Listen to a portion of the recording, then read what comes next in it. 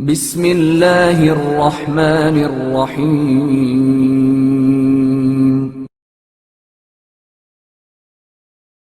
روزے کیوں فرض کیے گئے؟ انسان کی معاشرتی زندگی کے حوالے سے روزے کے بارے میں غور کرتے ہیں تو پتہ چلتا ہے کہ روزہ انسان کو بھوک کی شدت، بھوکوں اور تنگ دست و غریب لوگوں کی حالت زار کا احساس دلاتا ہے۔ وہ شخص جس کا دسترخوان ہمیشہ انواع و اقسام کی نعمتوں سے سجا ہوا ہو اور وہ دولت مندوں کے ماحول میں پلا بڑھا ہو، جس نے کبھی بھوک کا مزہ نہ چکھا ہو، نہ پیاس کی شدت محسوس کی ہو، وہ شاید یہ سوچتا ہوگا کہ دنیا کے تمام افراد میری ہی طرح کے ہیں۔ اس لیے ایسے ہی افراد کو غریبوں کی بھوک پیاس کا احساس دلانے کے لیے اللہ تعالیٰ نے روزوں کو فرض کر دیا، تاکہ وہ لوگ جن کے پاس کچھ ہے اور وہ لوگ جن کے پاس کچھ بھی نہیں، سب برابری اور مساوات کی بنیاد پر روزہ رکھیں، تاکہ وہ صاحبان ثروت جن کے پاس ساری دولت اور نعمتیں ہیں، ان کو دوسرے ان افراد کی حالت کا احساس ہو جائے جن کے پاس کچھ بھی نہیں اور جو اکثر بھوک اور پیاس کی حالت میں زندگی بسر کر رہے ہوتے ہیں۔ ممکن ہے روزہ رکھنے کی وجہ سے ان امیروں کے دلوں میں غریبوں سے ہمدردی کا احساس جاگ اٹھے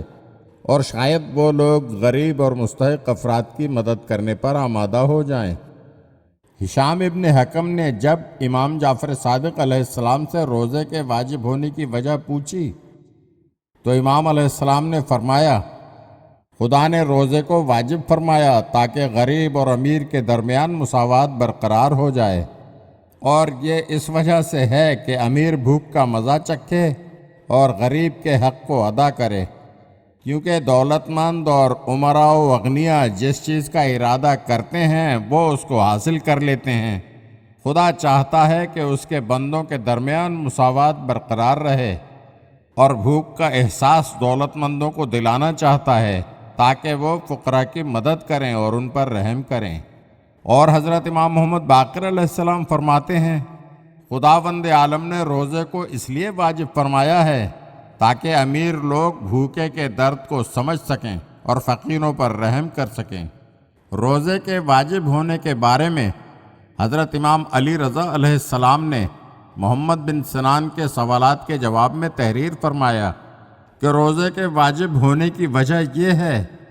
کہ انسان بھوک اور پیاس کو پہچان لے اور اس کو محسوس کر سکے، تاکہ روزے دار نرم خو، منکسر المزاج اور متواضع بن جائے۔ روزہ قیامت کے دن کی سختیوں کے لیے اس کا رہنما بن جائے، اعضاء و جوارح کی خواہشات کو کنٹرول کر سکے اور اس کو دنیا میں نصیحت اور آخرت میں رہنمائی کرے۔ دنیا اور آخرت میں جو سختیاں اور مشکلات فقراء و مساکین پر آتی ہیں ان کو پہچان اور سمجھ لے، اور اس کا نتیجہ یہ ہو کہ خدا نے جو حقوق اس کے اموال پر فقراء کے لیے واجب فرمائے ہیں ان کو ادا کرے۔ اگر آپ ہمارے چینل کی نئی ویڈیوز دیکھنا چاہتے ہیں تو ہمارے چینل کو سبسکرائب کریں اور گھنٹی کے بٹن کو دبائیے تاکہ ہر آنے والی ویڈیو آپ کو جلد موصول ہو سکے۔ اور ہاں، لائک اور شیئر ضرور کیجیے اور اپنے قیمتی کمنٹ سے ہمیں آگاہ کیجیے۔ شکریہ۔